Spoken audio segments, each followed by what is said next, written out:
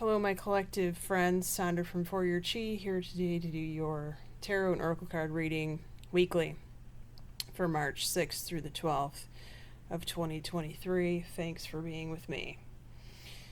So, it appears that we have a continuation, part 2 of last week, with the abundance, and the cards are telling of a story that is in the midst of unfolding, although it hasn't completely come to fruition yet. We have a treat this week.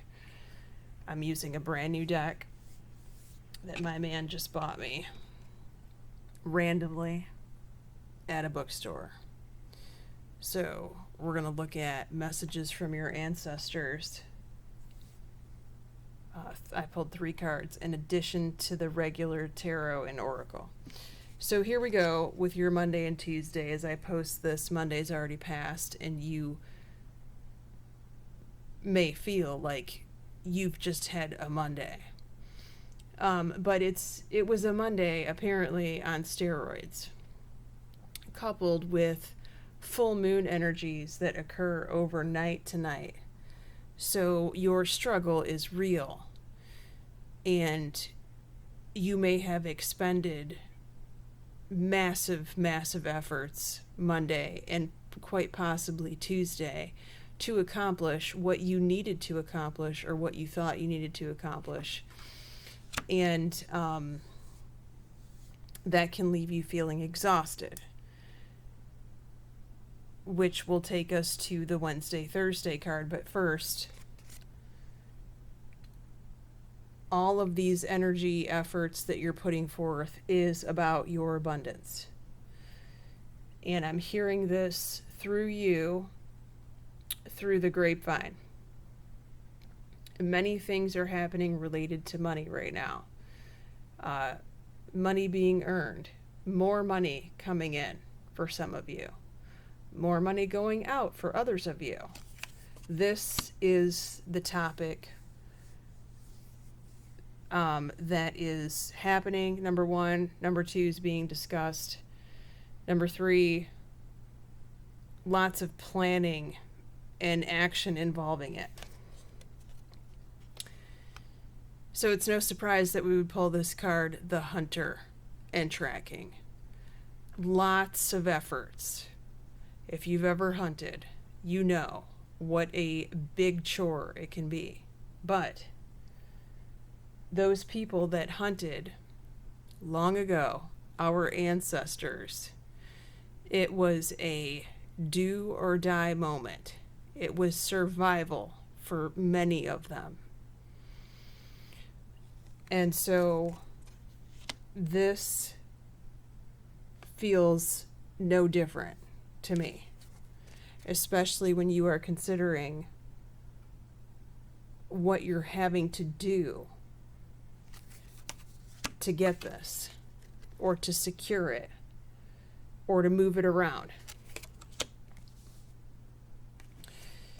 So that, like I said, the efforts spent Monday, Tuesday leave you feeling exhausted. Wednesday, Thursday, it's time to rest. It's time to relax. It's time to take a nap. It's time to go to bed early. It's time to book a massage.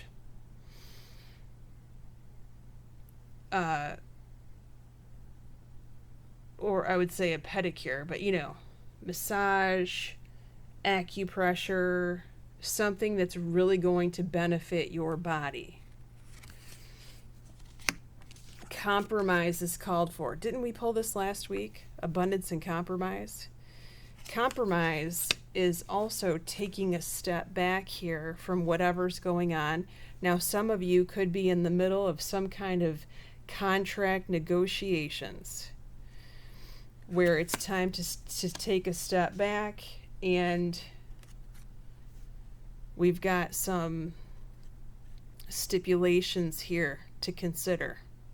Back and forth. I feel like this could be a back and forth with someone or with a company. The communicator. Now, I played around with this deck just a tad before I pulled it out on you all. There are many people who are watching my videos, and I tell you guys this all the time, and gals. You have your own spiritual gifts. Many of you are water signs, or you have water signs in your chart strongly, or there's some other aspect in your chart where you are extremely intuitive. You are receiving messages all day long, all night long. Some of you could actually receive a message, a very profound one, from some sort of animal in nature. As this woman is doing here, she is communicating with spirit, the spirit animal. Now, Friday, Saturday, Sunday, memories of love, Six of Cups in traditional tarot, reminiscent of times past, how it used to be. I've got to tell you, that is the old world. We are in the process of creating the new world. So while it is important to bring those warm and fuzzy feelings and memories to the forefront in order to propel you forward, don't look back on it as if it is a sad moment, because you are creating the now, which will create your future. It's all about changing the future for the better. Let go. So this is what I'm saying. It's going to be important for many of you to let go of the past. The past, whatever it is, situation, people, relationships, I don't know, but it's not serving you anymore. So it's time to cut those cords. Now, this is one of the cards that I pulled when I first opened this deck. I love the message. So I'm going to read it from the book. But the book didn't really ring true to me as the ancestor that is with me always. I have a grandmotherly ancestor who is always with me, by my side, looking after me. Sometimes she gives me messages. Sometimes most of the time there isn't a message. But when she does give me a message, it's very, very important.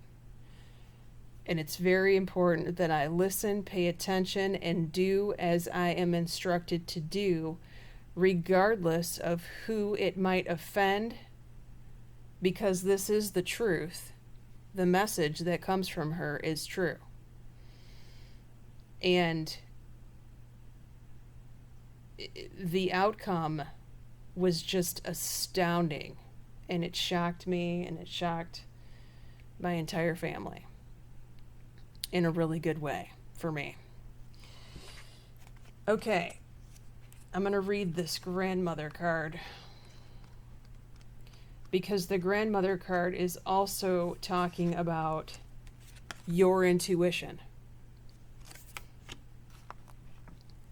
Grace. The top of this card says grace. That is the subject matter. The elder of the ancestor world is so deeply caring that her love encompasses and transcends everything that we typically think of as love. Her wisdom embraces grace, forgiveness, blessing, and a deep, abiding compassion for all beings. Your biological grandmother may have possessed some of these characteristics of this elder. Having once been embodied as a physical human being, the grandmother ancestor knows what life is like, knows what it's like to suffer and what it's like to experience relief from that suffering and feel the care and concern of someone. She weeps as she considers how much cruelty there is in the world. Yet, at the same time, is filled with compassion for those who struggle and find joy and delight in witnessing the great awakening that is occurring in many human beings. If you're watching this, you are awake right now, by the way, so congratulations. You're not woke, you're awake. It's a big difference. She recognizes the fundamental truth that so many humans have forgotten, that we are connected and intertwined with everything in this web of life, and everything is related. The awareness of this is grace. There are moments when you spontaneously experience this lovely state of grace. One where there is no felt union, one where there is a felt union with the divine experiencing in both the physical and the ether worlds. It's a state of euphoric forgiveness of self and others. One where there is no need for invocation of forgiveness, but instead is a deep sense of acceptance that everything is right and perfect just as it is. It's time to let go of the stories you hold on to that interfere with this experience of grace. You have created many stories in which you attach your identity. Ones that have either... Sorry, I'm having a hard time with my eyes focusing on this. Ones that either boost the ego, bring it down, or bounce between the two. You are much more than the stories that you cling to.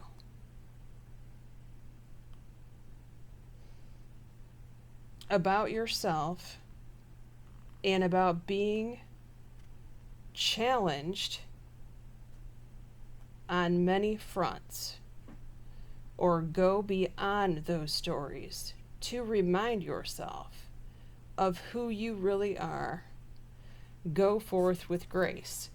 So she brings up the grandmother card, the grandmother spirit energy, brings up several things that we talked about just in these cards here on this table this week. Letting go. The Six of Cups nostalgia. The stories, the memories that you tell yourself. The challenges, the struggles, grace, and the grandmother. That's how we get through this week, but that's how we get through this world on into the new world. So remember that. Thanks for being here with me. Blessings, everyone. Take care.